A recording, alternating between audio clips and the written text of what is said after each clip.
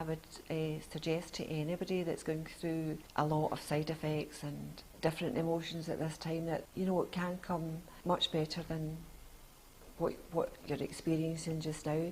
I've had a great year the last year, and I never ever thought that I would ever experience that again.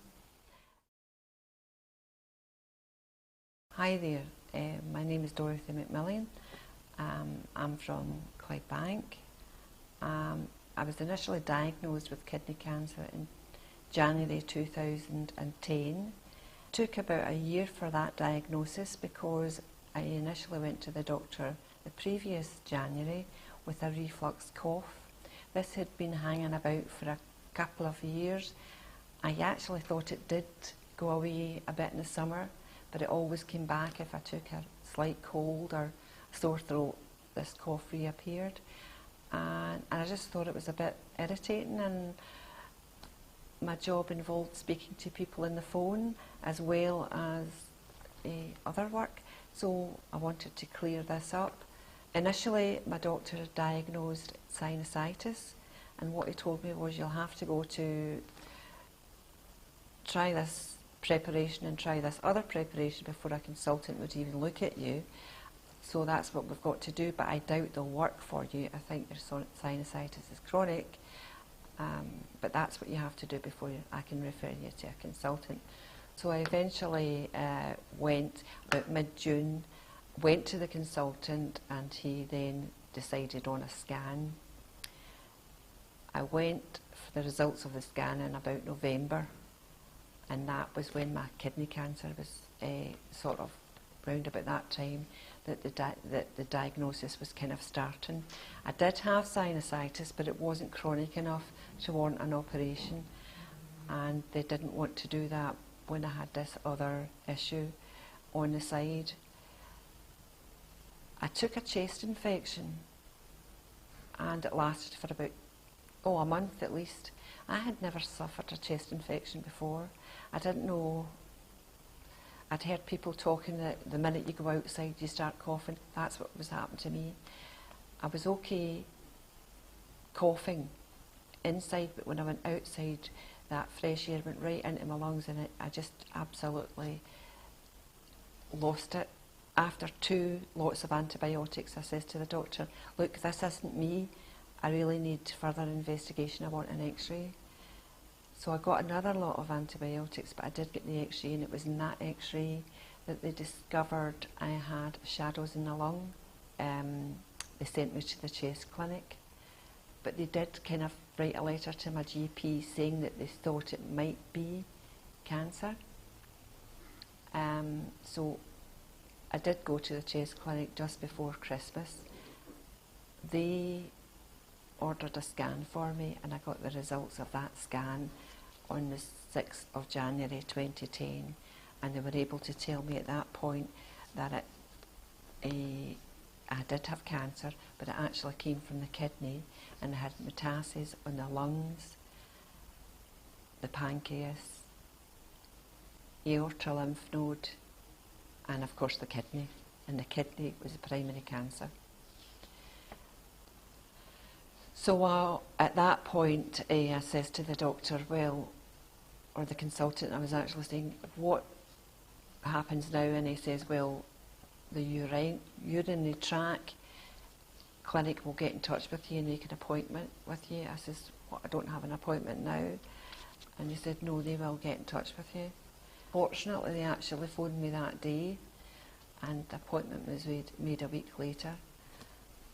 And it was horrific, because I was the only female in that clinic, and most of the men were in for the prostate or prostate cancer, or problems with prostate, and they were all like aging. I mean, I was my early 50s at that stage, but these guys were like, I would say 60, 70, 80, and I was just the only female, and I just couldn't cope. I just burst into tears when I sat there. Fortunately, a clinical oncology nurse came and spoke to me, and she says, I'll take you into this room, and she had a wee chat with me, and she made me feel a bit better. And then it was Michael Aitchison that I seen, and he was really nice to me. and he, you know, reassured me that he would do his best, but I would need a biopsy, and that was, he booked me in that day actually, and it was within, he booked me for an appointment that day, but it was about the following week, you know, just a few days later, and he asked me had any other problem, and I says, well, yeah, I was really suffering a lot of neurological problems, so he decided to do a head scan, and on the head scan he discovered that there was a small brain mets as well. So, of course, because that was the situation, he says your prognosis is not the same.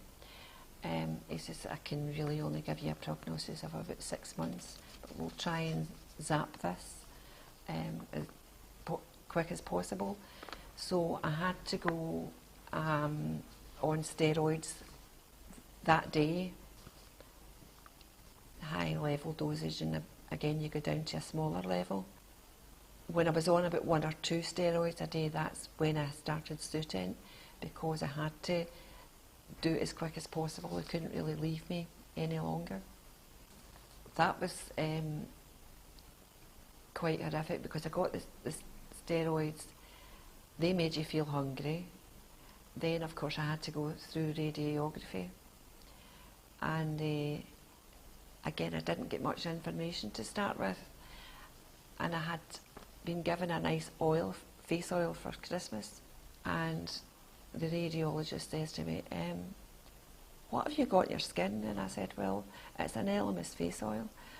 She says, you can't wear that, you can't do anything like that. She says, here, there's a Aquageus cream. She gave me that, and she says, that's all you can put in your face, nothing with perfume, no oils or anything. Has anybody spoke to you about your hair? And I says, no, why? She says, well, your hair will fall out, so you'll need to go and get measured up for a wig. This was like, I was practically freaking out. So she referred me to somebody that day, and they seen me, and they gave me information of the wig suppliers, etc., and where to go and how much I could spend, and you know, you get a token and stuff like that. So that was fine, but it came as a massive shock, because I wasn't really expecting this.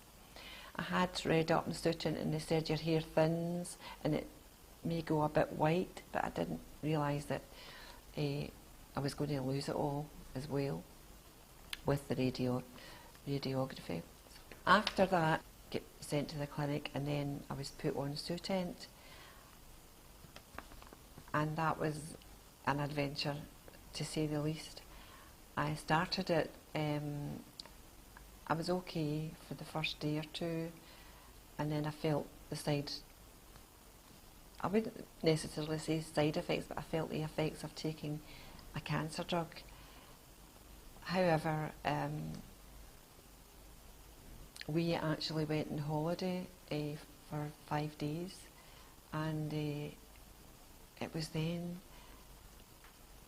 that I started to itch, and the itch was really quite severe, but I managed to get home and I was fine, I was okay. After that, what happened was, from the top of my legs to my knees and parts of my torso were actually covered in red scabby welts. They were really ferocious. I could hardly move, I could hardly walk. It got so bad, and by this time it was horrible, because I'd lost all my hair, and I had also started to look ancient. I had really aged. I would say probably about 10 years in like a few weeks, and I could, as I say, I could hardly walk. I had to go to the dermatologist, because the doctor had tried me in various preparations, skin preparations. Nothing would work, so he eventually referred me to the dermatologist as an emergency, and they actually were good, and they seen me that day, and they gave me this sort of, it's a paste actually, and it's called Ichiban, and the preparation is made up, I think, individually for you, depending on what dosage they think you need, and I had to put this on, but again it was quite horrific, because it dried in, you had to bandage it all up, So there was quite an art to having to do it, and then of course if you went to the toilet all the dry paste fell everywhere, so it really you couldn't really use public toilets or go into a friend's toilet or whatever, because this just made such a mess everywhere and it was quite embarrassing.